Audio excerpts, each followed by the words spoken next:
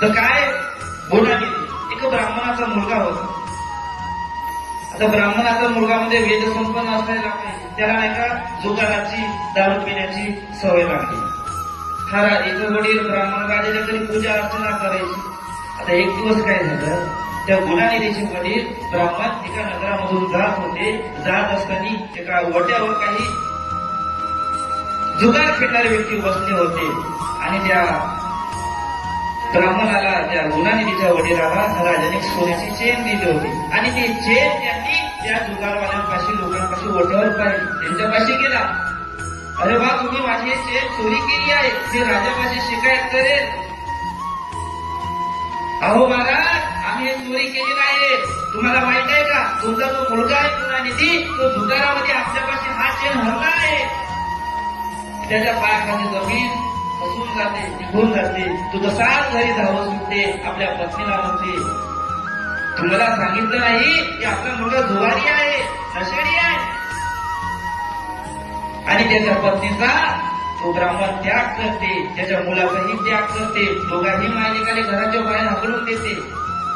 आणि त्याची आई इकडे तिकडे फिरत राहते आणि हा गुणानिधी त्याचे बेहाल होऊन जाते. पोटामध्ये एक अन्नाचा कणही राहत नाही.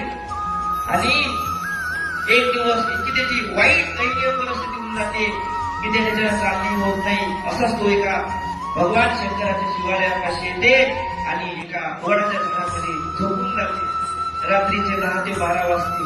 त्या शिवालयामध्ये एक नवीन दाम्पत्य जोडपं त्या ठिकाणी भगवान शंकराची पूजा अर्चना करण्यासाठी येत असताना तो पाहते, पूजा करताना संपूर्ण पाहते कशा प्रकारे जलखर त्या भगवान शंकराला नैवेद्य अर्पण करत.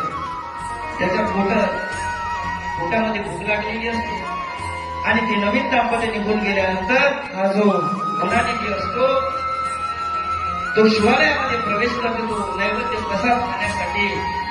आणि तितक्यात एक हव्याचा धोका येतो, हव्याचा वारा येतो आणि तिथे भगवान शंकरासमोर जे ज्योतिर्लिंगासमोर जे दीप प्रज्वलित असते ते विजायला सुरुवात होते, विजून जाते. तर हा गुणानिधी काय करतो, आपल्या अंगावर शर्ट असते ते काढते, फाडते, त्याचे एक वाण बनवते आणि ते दिवा प्रज्वलित करते. आणि गावातले काही लोक पाहते, त्यांना वाटते की हा गुणानिधी चोरी करण्यासाठी आला आहे शिवमंदिरामध्ये. सर्व गावकरी धावत येते, त्या गुणानिधीचा पाठलाग करते, गुणानिधी समोर आणि सारे गावकरी मागे. मात्र त्या गुणानिधीच्या पोटामध्ये अन्नाचा एक कणही नसल्यामुळे तो गावकऱ्यांच्या हाती येते. गावकरी त्याला बेधाड मारते, इतके मारते की त्याला त्या क्षणी मृत्यू होऊन जाते.